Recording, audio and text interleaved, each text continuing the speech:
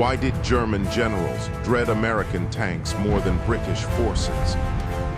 In the sweltering heat of North Africa, on July 10, 1943, as the Allies launched Operation Husky, the invasion of Sicily, elements of the U.S. 2nd Armored Division clashed with the elite Hermann Göring Panzer Division.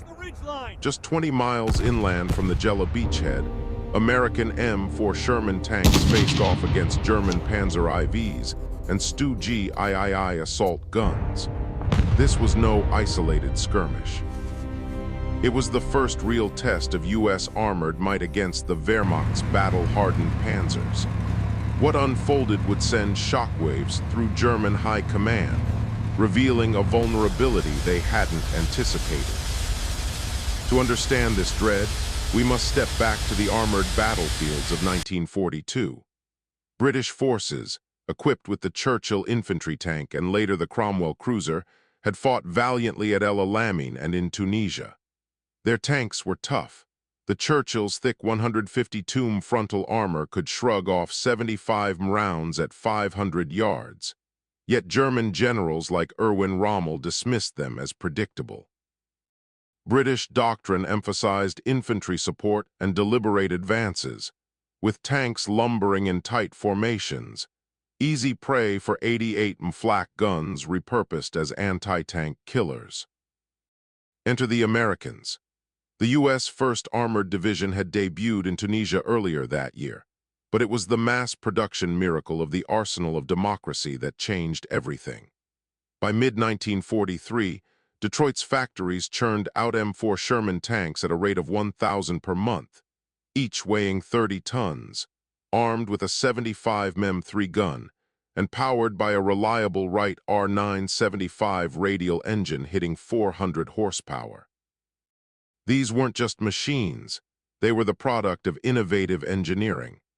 The Sherman's gyrostabilizer allowed accurate firing on the move, a feature British tanks lacked. Its wide tracks distributed weight over soft terrain, and vertical volute suspension smoothed rides over bombed-out roads. Commanding these beasts were men like Lieutenant Colonel William H. Orr of Combat Command A, 2nd Armored Division. Orr's veterans, many fresh from stateside training at Fort Knox, brought a fresh aggression forged in the fires of Kasserine Pass. Opposite them stood Oberst Wilhelm Schmalz's Hermann Göring Division, fanatical paratroopers with 40 Panzer IV OSF. F2S and G models, boasting high-velocity 75 kW K-40 guns that could punch through 100 of armor at 1,000 meters. The strategic stakes were immense. Sicily was the gateway to Italy. If the Germans repelled the Gela landings, the entire Mediterranean campaign could stall. For the Wehrmacht, holding the line meant buying time for Festung Europa. Little did Schmalz know, the Yanks' tanks would rewrite the rules. By 800 hours on July 10, American Rangers clung to the thin beachhead at Gela, their positions raked by Luftwaffe Ju-87 Stuka dive bombers. Inland, the 1st Infantry Division's foxholes dotted the vineyards and olive groves, but the real threat brewed 6 miles east. Schmalz's Panzers revved to life, 54 tanks and assault guns in all, supported by 200 grenadiers in SD, KFZ, 251 half-tracks. Intelligence reports warned of their approach. Enemy armor massing, estimated 40 Panzers, moving west on Highway 115. Captain James Earl's C Company, 66th Armored Regiment, 2nd Armored, dug in on Hill 36, a dusty rise commanding the coastal plain. His 17 Shermans, a mix of early M4s with 75 guns, formed a logger, turrets facing east. The men chain-smoked lucky strikes, eyes fixed on the horizon. The Sicilian sun baked the black lava soil, turning it to powder that clogged air filters. By 1100 hours, spotter planes buzzed overhead, Warhawks confirming the dust clouds. Panzers at 3 miles, crackled the radio. Tension mounted. German reconnaissance Panzer II light tanks probed forward, their 20mm cannons chipping at American outposts 800 yards out. Earl's loaders slammed AP rounds home, hearts pounding. By 1300 hours, the main force crested the ridge, 30 Panzer IVs in wedge formation, flanked by 12 StuG IIIs with low-slung hulls and lethal 75 StuG K-40 guns. Grenadiers dismounted 400 yards back, MG-42 machine guns chattering at 1,200 rounds per minute. The air filled with the acrid stench of diesel exhaust. American artillery, 105 mm M2A1 howitzers of the 17th Field Artillery, loosed smoke rounds, but visibility dropped to 200 yards in the haze. Fear gripped the tankers. These were the same Panzers that had shredded British Matildas at Gela. Earl's radio man whispered a prayer as the range closed to 1,500 meters. German guns barked first, shells exploding in geysers of dirt, one Sherman losing its track in a fireball. "Hold fire until 800 yards, Earl ordered, voice steady despite the sweat stinging his eyes. By 1400 hours, the Panzers were 1,000 yards out, hull down behind stone walls, picking off 2 more Shermans with tungsten core PZGR. 40 rounds. Casualties mounted, 4 tanks burning, crews scrambling from hatches amid 75 whines. The British had faced similar odds at Tobruk and buckled. Would the Yanks? At 1430 hours, crisis engulfed Hill 36. Schmaltz committed his reserves, 14 additional Panzer IVs surging forward, engines roaring like enraged beasts. The assault guns flanked left, traversing dusty wadis choked with cactus.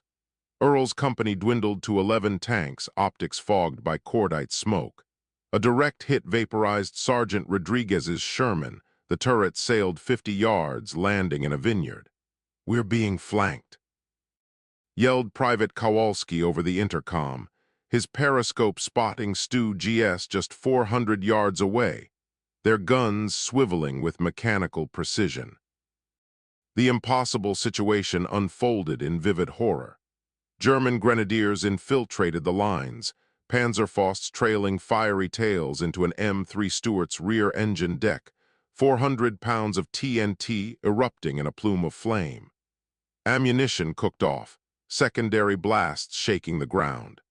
American infantry from the 16th RCT fired M1 Garands and bars, but the enemy closed to 200 yards. The deafening roar of 75 cannons drowned screams, shrapnel whined like hornets. By 1500 hours, 9 Shermans lay wrecked, their olive-drab hulls pocked with entry holes.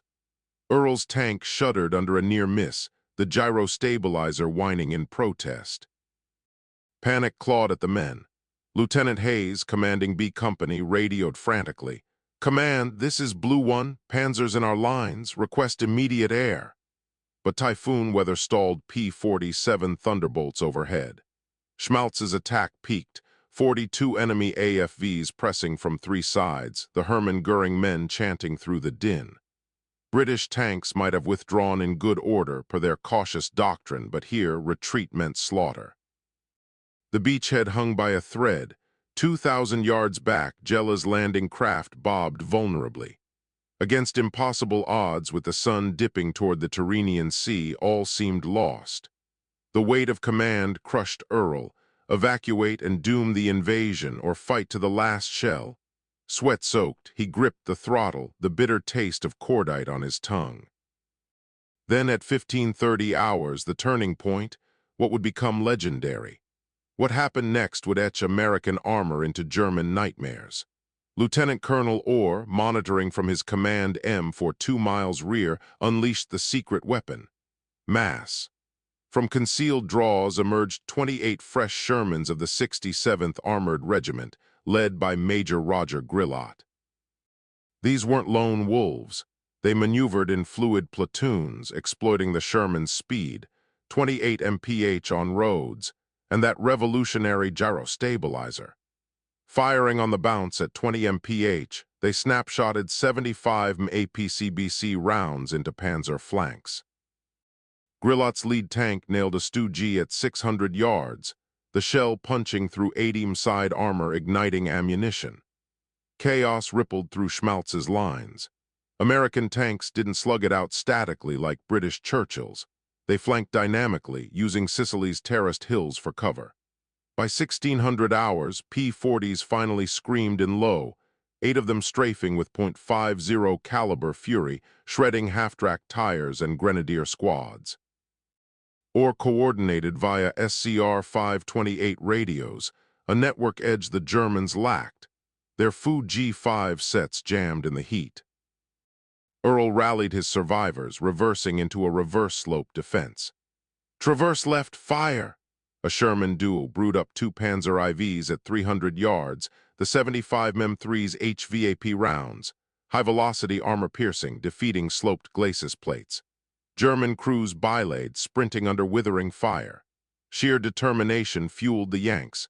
One tanker, Corporal Ellis, manned a smoking gun after his loader fell, pumping 6 rounds into a command PZ KPF WIV. By 1700 hours, the tide turned decisively.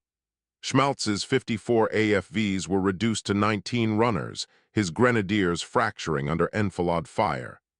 The gyrostabilizer's accuracy, hitting 40% on the move versus British 20%, proved decisive.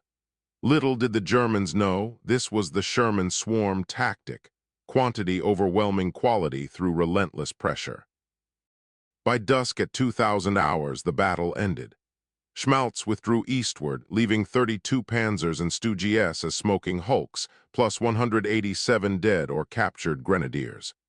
American losses: 14 Shermans and 92 infantry killed stiff, but survivable thanks to quick recovery teams hauling wrecks rearward. The Gela beachhead held. Operation Husky surged inland, toppling Mussolini weeks later. This clash's legacy echoed across fronts. German generals like Guderian pored over reports, dreading the Sherman's production scale, 50,000 built by 1945, and adaptability. Upgunned to 76 wet-stored ammo variants like the M4A3E8, Easy 8, terrified Tiger is at Normandy. British tanks earned respect for durability, but lacked the Yanks' numbers and firing on-move edge, as OKW after-action reviews admitted. William Orr received the Distinguished Service Cross, James Earl the Silver Star. Their stand saved Sicily, paving the road to Rome. It underscored the human cost, young lives traded for inches, but also the triumph of spirit over St. Gela. This was just one of countless untold stories from the Second World War.